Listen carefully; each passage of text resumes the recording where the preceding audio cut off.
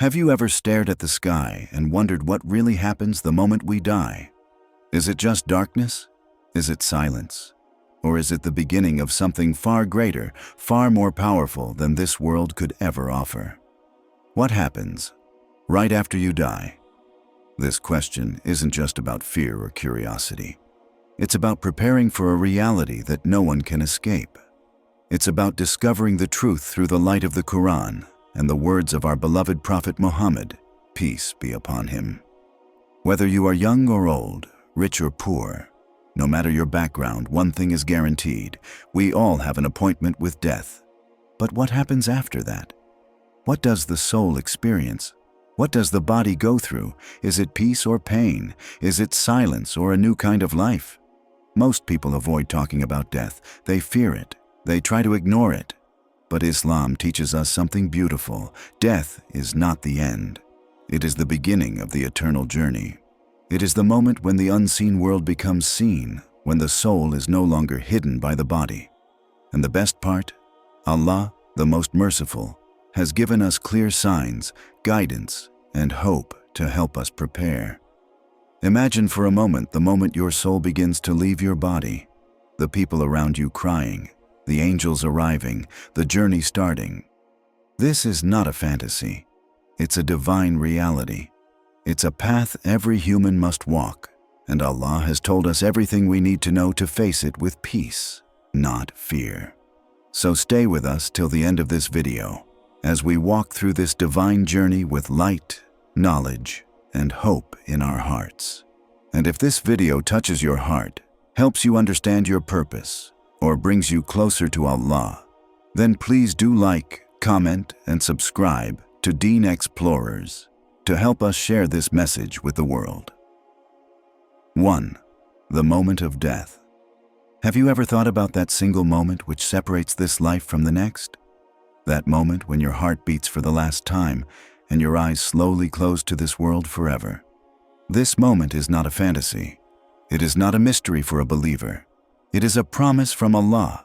It is the moment of truth, the moment of realization, the moment when you begin the most important journey of your existence. The moment of death is not the end. It is the beginning of the real life that lasts forever. Many people live their whole lives avoiding the thought of death. They fear it, they hide from it. They drown themselves in entertainment and distractions, thinking it will never come. But it comes, quietly, suddenly, and with certainty. The rich, the poor, the young, the old. No one is spared. It does not care about fame, wealth, or position. It comes exactly when Allah commands it to come, not a second before, not a second after. For a believer who has lived with faith in their heart, this moment is not something to fear. It is the moment of reunion. It is the time when the servant of Allah meets their Creator. It is when the soul begins to feel the mercy of the most merciful. The Prophet Muhammad, peace be upon him, told us that when the righteous believer dies, angels with bright shining faces come to receive the soul. They come not with punishment, but with peace. They speak gently. They bring fragrance from paradise. They give the believer the good news that Allah is pleased with them, that paradise is waiting, that rest and reward are near. Can you imagine that moment? All your life's hardships, all your tears, all your struggles for the sake of Allah, now turning into joy. The world behind you, the hereafter in front of you, angels smiling, light surrounding you, peace entering your heart. The soul leaves the body not with fear, but with calmness, like a drop of water sliding out of a bottle. The angels say, "O pure soul, come out to the forgiveness and pleasure of your Lord." The journey begins in the best possible way, but for the one who forgot Allah, who lived life only for this world, that same moment becomes terrifying. Their soul is pulled out with pain and regret. They feel the weight of their sins. They see the truth they denied, but now it is too late. The chance to turn back is gone. The heart that once beat with pride and arrogance now trembles with fear.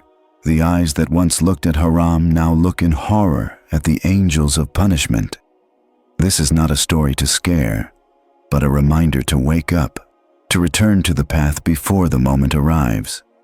Let us live with that moment in our mind. Let us wake up every day asking ourselves, am I ready if my time comes today? Have I pleased Allah? Have I sought forgiveness? Have I been kind to my family, my neighbors, the poor? Have I stayed away from what Allah hates?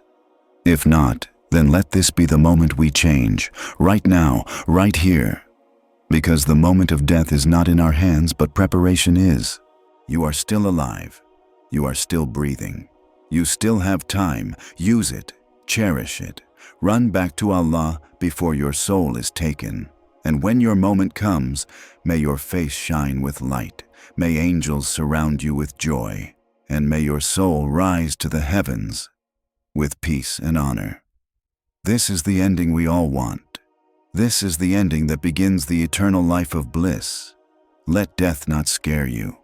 Let it inspire you. Let it push you to live better, love better, worship better. Because the moment of death for a true believer is not darkness, it is light. Not fear, it is hope. Not an end, it is the real beginning. 2. Seeing the next world. When the soul leaves the body, it doesn't disappear into nothingness. It moves into a new world, a world that was always there but hidden from our eyes. The moment a person dies, the curtain between this life and the next is lifted, and what they see in that moment depends entirely on how they live their life.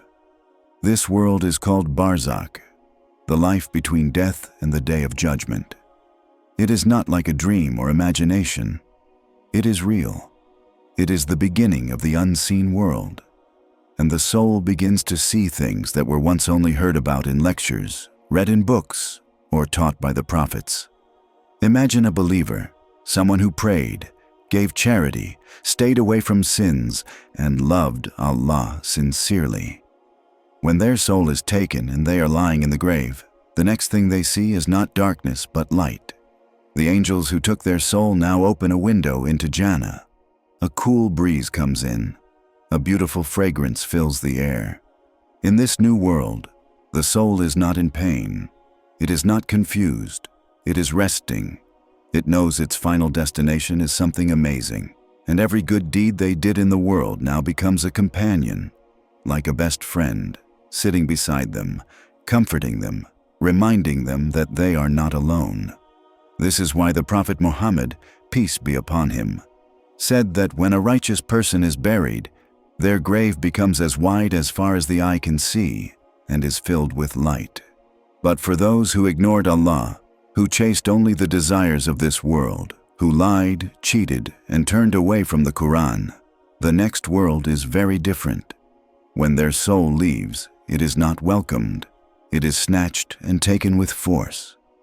When they enter the grave, they see not a window to paradise, but a window to hell. Heat enters their grave. Darkness surrounds them. The soul begins to panic. There is fear. There is regret. But now it's too late. Even though we cannot see the next world right now, Allah has given us signs of it. When you feel peace during prayer, that is a small taste of what the soul will feel in Barzakh. When you cry out of love for Allah, that is a sign your heart is alive. When you give in charity secretly and feel joy in your heart, that is your soul tasting something beyond this world. These are glimpses, hints of the real world to come. So why should we waste our short life chasing things that disappear when the next world offers everything we ever dreamed of, forever? Why sell our soul for a few minutes of sin when eternal peace is waiting for us? If we live today remembering the next world, we will live with purpose and we will die with hope. Seeing the next world is not something to fear if we are sincere in our faith. Even if we've made mistakes, even if we've sinned, the door of repentance is open. Allah is always near. Turn back, return to Him. Build your place in the next world with your prayers, your tears, your charity, your patience. Don't be distracted by this world. It's only a bridge to something much greater. May your eyes, when they open to the next world, see angels smiling, gardens waiting, and Allah's mercy surrounding you. May you see the world your heart has always longed for, a world of peace, joy, and eternal love. 3. Return to the grave. For many people, the grave sounds like a scary place. We often imagine it as dark, lonely, or silent. But for the believing soul, the grave is none of these things. It is peaceful, it is beautiful, it is full of light and calmness. The soul finds comfort there. Why? Because the life it lived in the world was pleasing to Allah. The prayers, the fasting, the charity, the patience, it all comes back to serve as protection and light in the grave. When the righteous soul is returned to the grave, 2 angels, Munkar and Nakeer, come to ask 3 questions. These are not questions of facts or memory. They are questions that test the heart. They ask, "Who is your Lord? What is your religion? Who is this man who was sent among you?" Referring to the Prophet Muhammad, peace be upon him. The soul of a believer answers with ease, "My Lord is Allah, my religion is Islam, and the man is Muhammad, peace be upon him." These answers don't come from the mind. They come from the soul that lived with faith. A window to paradise will open. A breeze from Jannah enters. The grave becomes wide, full of light, and the soul feels peace it never felt before. This is the reward for believing, for struggling, for repenting, and for trusting in Allah through the hard times. The Prophet, peace be upon him, said that a person's grave is either a garden from the gardens of paradise or a pit from the pits of hell. It is not just a hole in the ground. It becomes a reflection of what is to come. For the good soul, it is a preview of Jannah. For the disobedient soul, it is a warning of what lies ahead.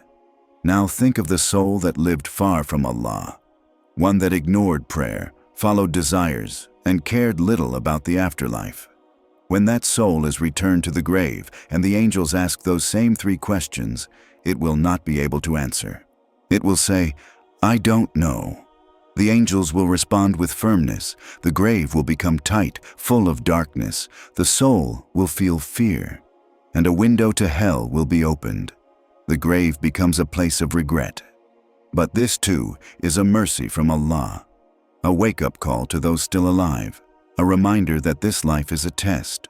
But what makes this part of death motivational is this: we are still alive. We still have time to make our grave a garden. We still have the chance to repent, to pray, to seek forgiveness, and to start fresh. It's never too late. Allah's mercy is greater than our mistakes. Even a single sincere tear can light up the grave.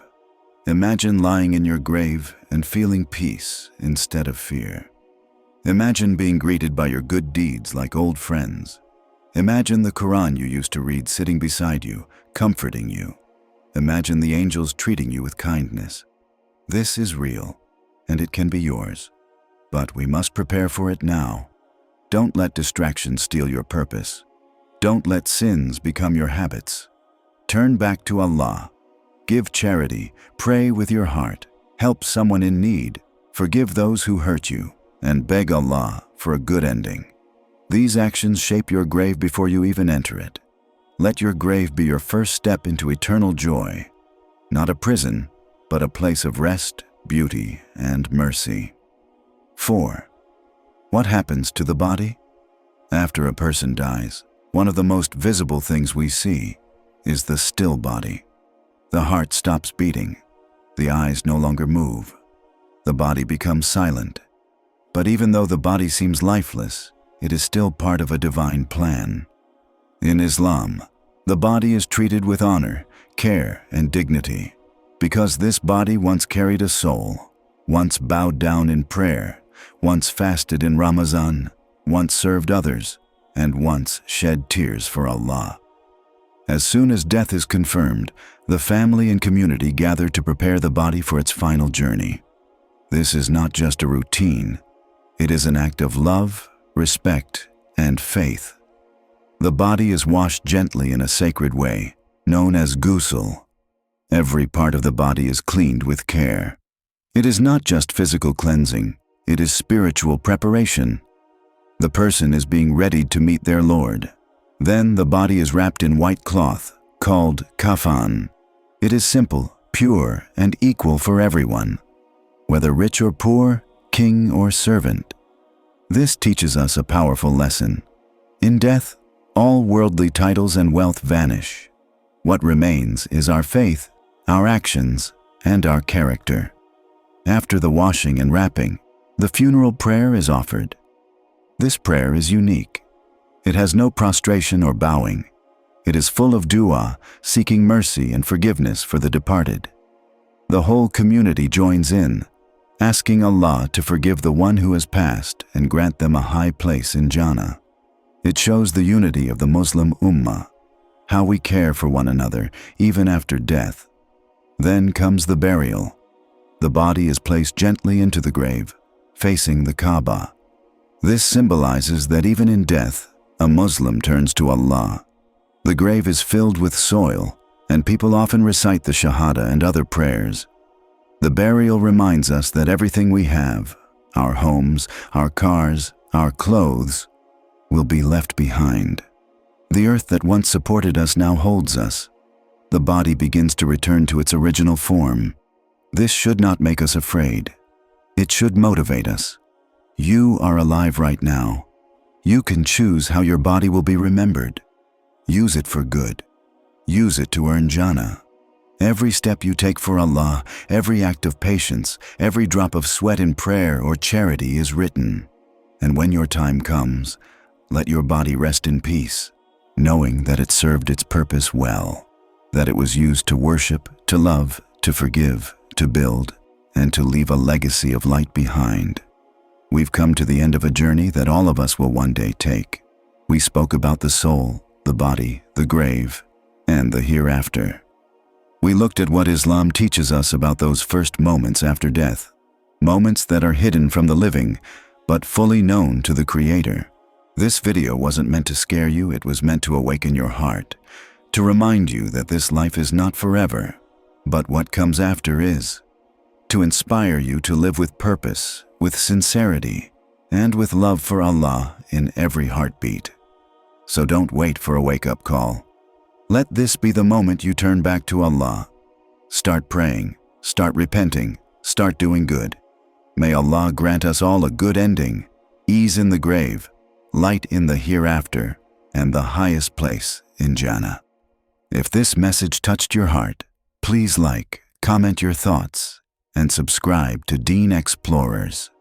Help us spread the light of Islamic knowledge to hearts around the world.